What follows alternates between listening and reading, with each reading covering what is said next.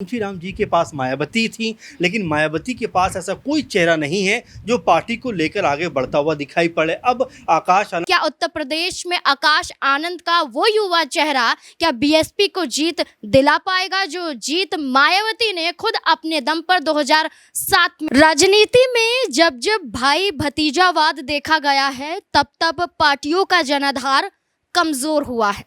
पश्चिम बंगाल में ममता बनर्जी और उनके भतीजे अभिषेक बनर्जी, और बंगाल में तख्ता पलट हो जाता है, भारतीय जनता पार्टी की सरकार आ जाती है।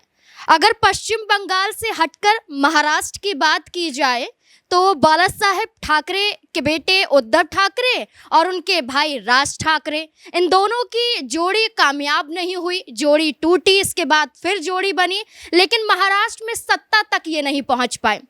इसके बाद हरियाणा की बात करें तो ओम प्रकाश चौटाला के दोनों बेटे, एक अभय चौटाला और एक अजय चौटाला, पहले पार्टी का जनाधार मजबूत था जब दो धड़ों में नहीं बटी थी, लेकिन जैसे ही दो धड़ों में दल बन जाते हैं जनाधार कमजोर हो जाता है।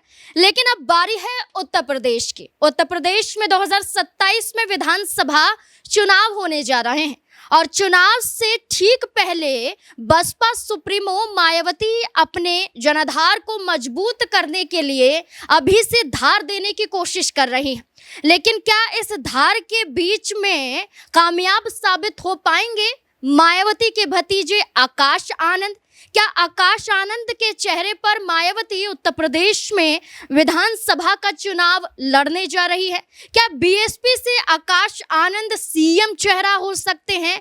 बीएसपी के जनाधार को लेकर, मायावती के वही फॉर्मूले को लेकर जो 2007 में अपनाया गया था, इन तमाम मुद्दों को लेकर कई बड़े सवाल यहाँ पर खड़े हो जाते हैं कि अब उत्तर प्रदेश विधानसभा चुनाव से पहले मायावती क्या करने जा रही है। एकला चलो की राजनीति तो अपना ली, लेकिन क्या इस राजनीति के तहत कामयाबी हासिल कर पाएंगी, सत्ता तक पहुंच पाएंगी? तमाम सवाल हैं। इन तमाम सवालों के जवाब खंगालने की कोशिश करते हैं। हमारे साथ हमारे वरिष्ठ सहयोगी अमन सर जुड़ चुके हैं, जानने की कोशिश करेंगे कि इन तमाम सवालों पर उनकी क्या राय हो सकती है। अमन सर, आपका बहुत बहुत स्वागत है।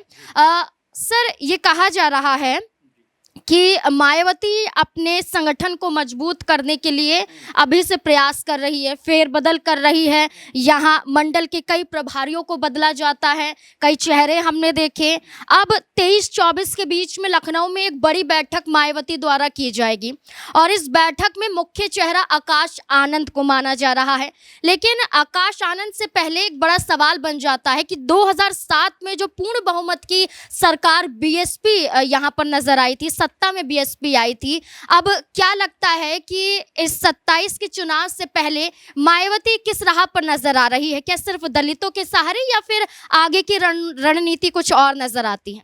देखिए, जाहिर बात है कि यहाँ पर तमाम तरह की बातें होती हैं, परिवारवाद को लेकर बातचीत होती है। मायावती चूँकि अगर उनका राजनीतिक इतिहास देखें तो जिस जद्दोजहद के साथ में उन्होंने बसपा पार्टी को मजबूत बनाया, बसपा पार्टी को ताकतवर बनाया, लेकिन उनका विकल्प अभी भी आप देखेंगे पूरी बसपा के अंदर वो कहीं आपको मिलेगा नहीं। ये कहा भी जाता है कि कांशीराम जी के पास मायावती थी, लेकिन मायावती के पास ऐसा कोई चेहरा नहीं है जो पार्टी को लेकर आगे बढ़ता हुआ दिखाई पड़े। अब आकाश आनंद चूँकि उनके भतीजे हैं तो जाहिर बात है कि मिला जुला कर स्थिति उनके नाम पर आकर टिक जाती है कि क्या वो पार्टी को आगे लेकर जा सकते हैं। लेकिन नाज़मीन, ये 3-4 साल से हम लगातार देख रहे हैं कि आकाश आनंद कभी पार्टी के अंदर होते हैं, कभी उनसे तमाम जिम्मेदारी छीन ली जाती हैं, कभी किसी बड़े ओहदे पर बैठा दिया जाता है। तो जो राजनीतिक एक परिपक्वता होनी चाहिए वो आकाश आनंद के अंदर नज़र नहीं आती। जो बयानबाजी करते हैं उसमें खुद तो फंसते हैं, साथ में पार्टी को भी फंसाते हुए दिखाई पड़ते हैं।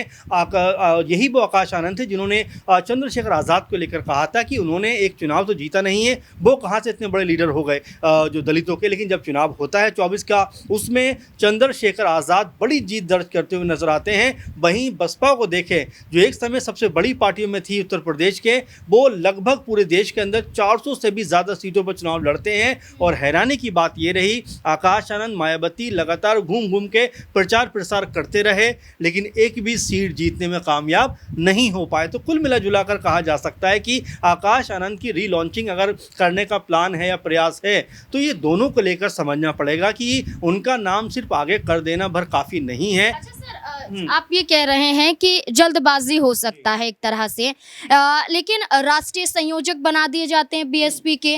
दूसरी तरफ हरियाणा में वही मुख्य चेहरा होते हैं विधानसभा चुनाव में। इसके अलावा राजस्थान में भी कई सभाएं होती हैं, उसमें भी बीएसपी का बड़ा चेहरा आकाश आनंद को बनाया जाता है। अगर अन्य राज्यों में आकाश आनंद को बड़ा चेहरा बनाया जा रहा है तो क्या आपको नहीं लगता कि उत्तर प्रदेश जो बीएसपी के लिए ज्यादा महत्वपूर्ण राज्य माना जाता है, इस राज्य में आकाश आनंद को मुख्य चेहरा बीएसपी के जरिए बनाया जाए? मैं वही कह रहा हूँ आपसे। देखिए 24 में जब प्रचार प्रसार हो रहा था तो यही आकाश आनंद थे जो घूम घूम के प्रचार प्रसार कर रहे थे, और आपको याद होगा कई बयान उनकी सुर्खियों में रहे थे, चर्चाओं में रहे थे। लेकिन उसके बाद जिस तरीके से बीएसपी की तरफ से और खुद बहन जी मायावती की तरफ से उनके ऊपर रोक लगा दी गई और ये कहा गया कि उनके अंदर जो पॉलिटिकल एक मैच्योरिटी होनी चाहिए वो नहीं है, इसीलिए उनको बोलने से भी रोक दिया गया और तमाम जो बड़े पदों पर बैठे हुए थे वो भी उनसे वापस लिए गए। तो ये बताता है नाज़मीन कि आकाश आनंद की जो इस तरह से अब तक एक मजबूती होनी चाहिए थी वो मजबूती नहीं है। उनकी मजबूती सिर्फ एक है कि वो मायावती जी के भतीजे हैं, और ऐसे में उनको साबित करना है कि किस तरह से वो राजनीतिक तौर पर खुद को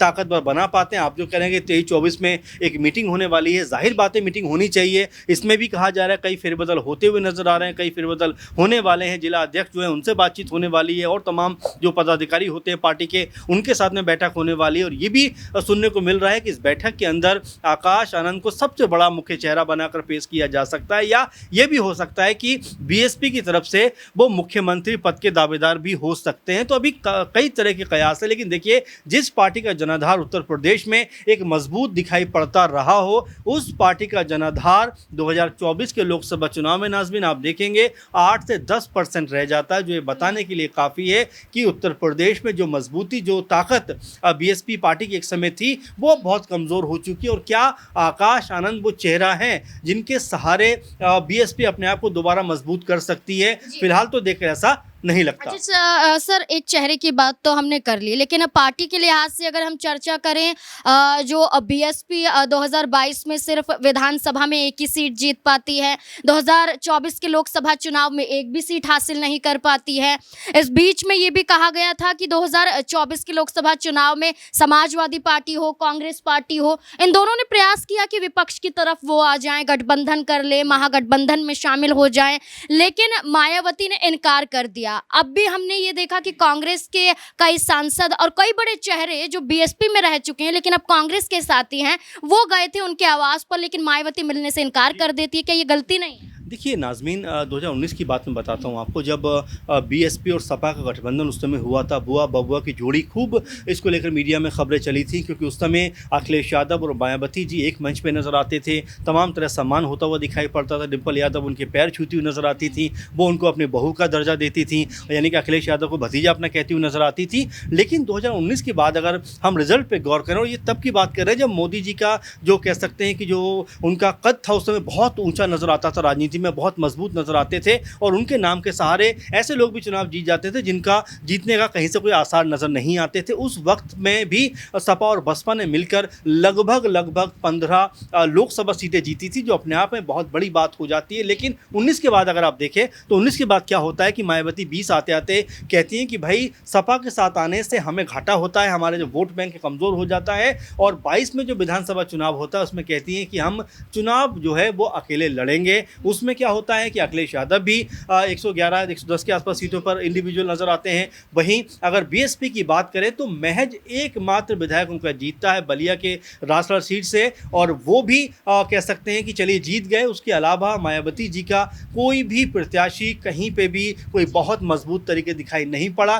24 में तो स्थिति और भयानक हो जाती है, जहां पर एक भी लोकसभा वो नहीं जीत पाते। तो मिला जुला कर आप देखेंगे कि जिस तरह से लॉन्च करने का प्लान चल रहा है आकाश आनंद को, क्या उनको वैसा मकाम मिलता हुआ दिखाई पड़ेगा? क्योंकि मायावती का उनके साथ में खड़े रहना बहुत ज़रूरी है। जब तक मायावती आकाश आनंद के साथ नहीं खड़ी रहेंगी तब तक उनका जो कह सकते हैं कद है वो बहुत मजबूत होता हुआ दिखाई नहीं पड़ेगा। अब 23-24 में पता चल जाएगा कि वाकई में आकाश आनंद के ऊपर जिम्मेदारी देने वाली है मायावती जी, या खुद एक बार फिर मैदान में उतरने की तैयारी करने वाली है। बिल्कुल, बीएसपी ही है और बीएसपी सुप्रीमो मायावती ही हैं जो चुनाव से कई दिनों पहले ही भी यहाँ तैयारियों में लग चुकी हैं, वरना Bharatiya Janata party, Samajwadi party, Congress party के जरिए वो चर्चा या वो कदम नहीं उठाया जा रहा है चुनाव के लिहाज से। लेकिन ये भी कहा गया कि बीएसपी अब तैयार है सिर्फ दलितों के सहारे नहीं, बल्कि मुस्लिम वर्ग को भी, ब्राह्मण वर्ग को भी, तमाम वर्गों को साथ लेने की कोशिश कर रही है मायावती।